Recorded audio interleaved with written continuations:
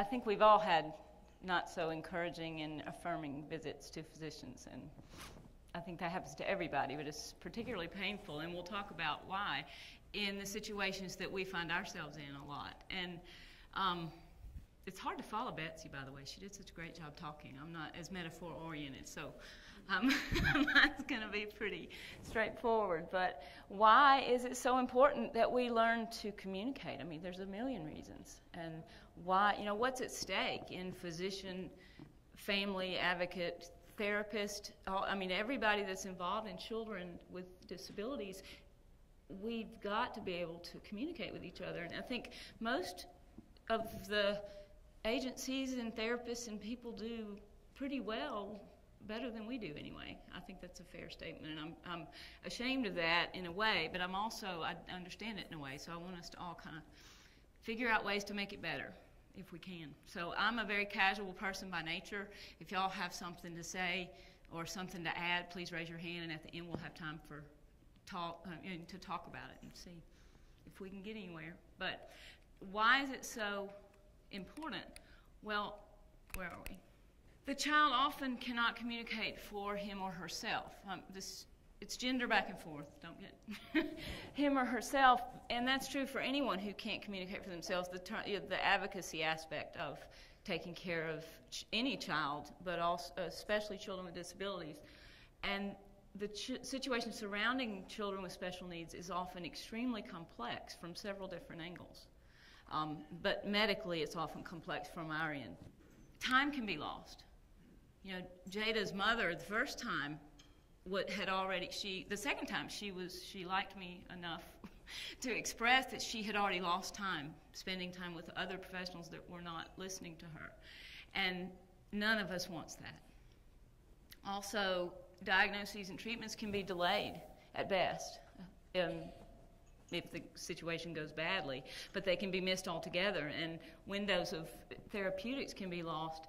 And stress, it's already stressful, and stress is multiplied rather than lessened. But here's the kicker for me, is the bottom. All the involved parties have the same goal, and that's to help the child achieve her fullest potential.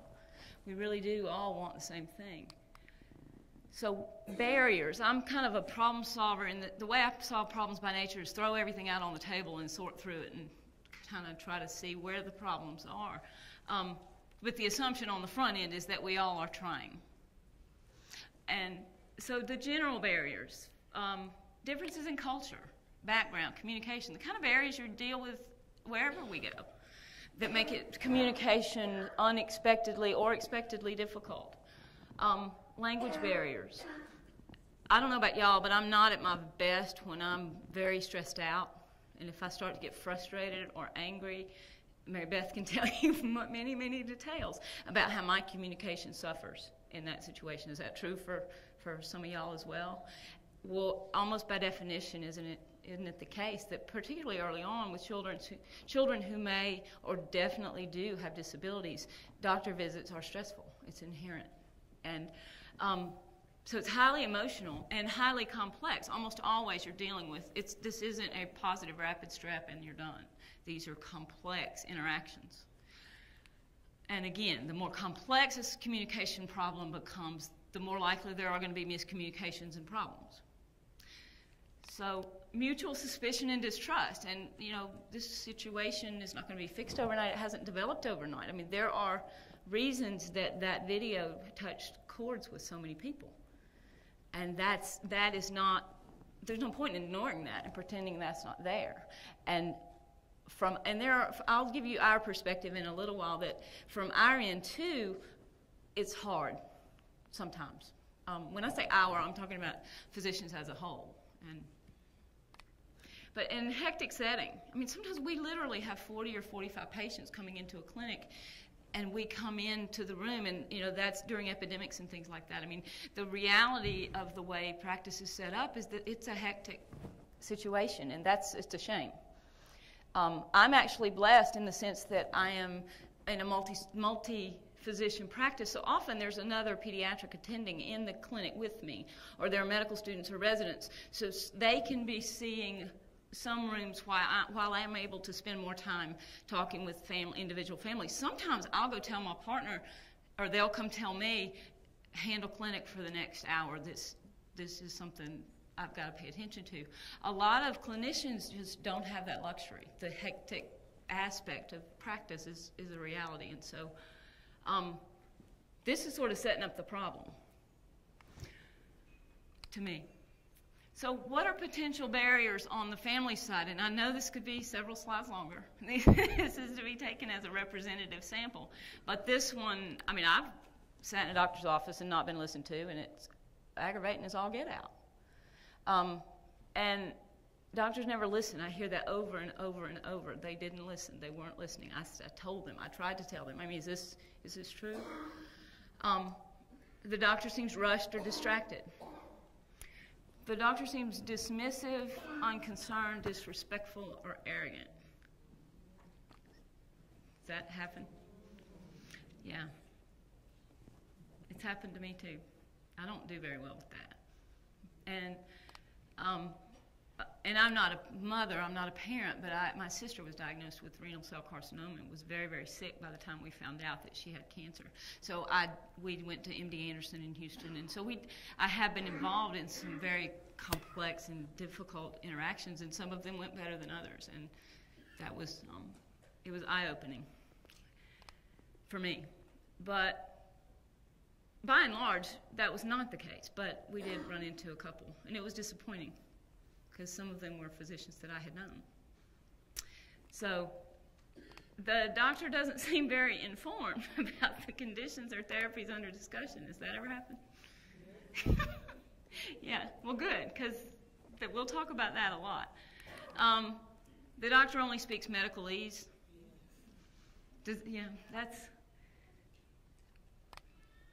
Well, does doctor resent being questioned? Does that happen? This makes me so mad. Anyway, the doctor never says, I don't know.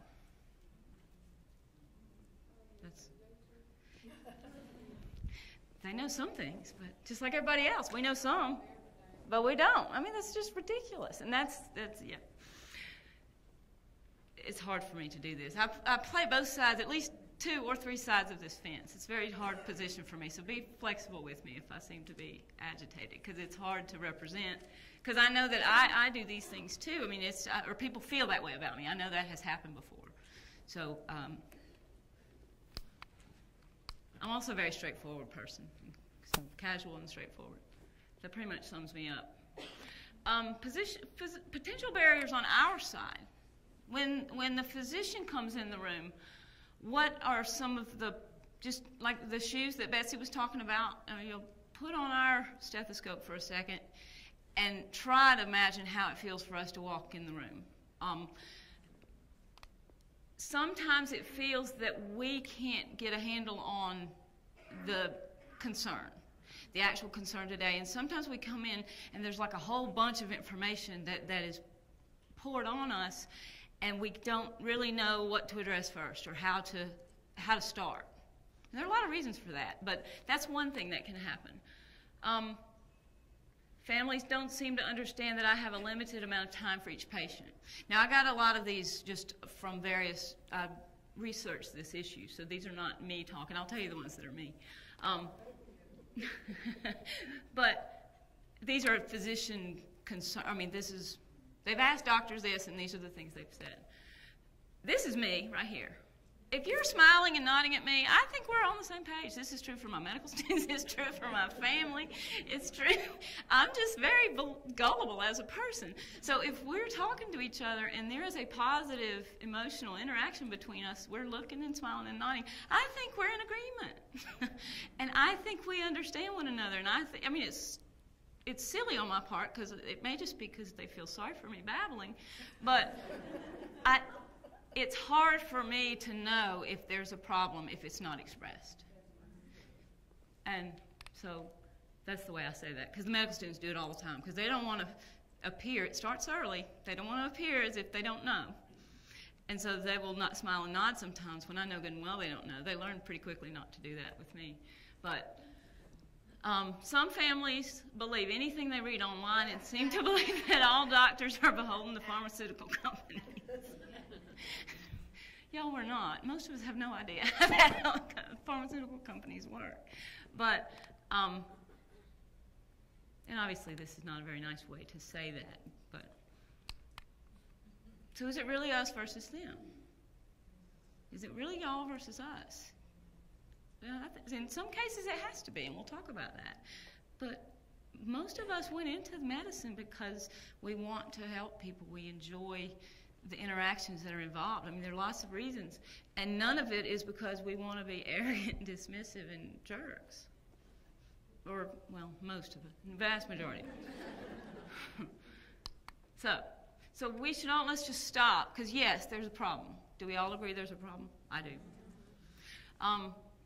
We are all in the conversation at all. This conversation, as well as any conversation in a room, in a clinic room, we're in the conversation because we have many common goals, not just the one, many, to help each child under our care. A lot of people, the service providers and the therapists and teachers, there are lots and lots of kids. For parents, there are one or more kids, but we all want the same thing. Any kid that comes under our area of responsibility, we want the best for them. All of them, every one of them. We want to address every issue in an an organized, effective way. We really do. Y'all do too. I mean, don't let me speak for you, but we want to discover problems early, accurately, and comprehensively. And then based on those, we want to build a treatment plan that works. It's effective. It's flexible as things change. Like Betsy today, when her slides didn't work, boy, she was seamless. It was beautiful. If my slides mess up, it's not going to be so pretty. But we want it to be flexible. It can move if the situation changes. There are things in place to monitor whether a situation changes. And then we want it to be periodically reevaluated. How's this working? In the vignette, Jada's mom reminded me, let's have a follow-up appointment in a month. And I'm like, that's a great idea. I mean, we want ideas. And, it was realistic. I really did forget to introduce myself on the second one. And I tried to apologize. I mean, it happens. It's not always because we're jerks. I was nervous. I was being videoed to be made fun of by hundreds of people for years. That's why I did it.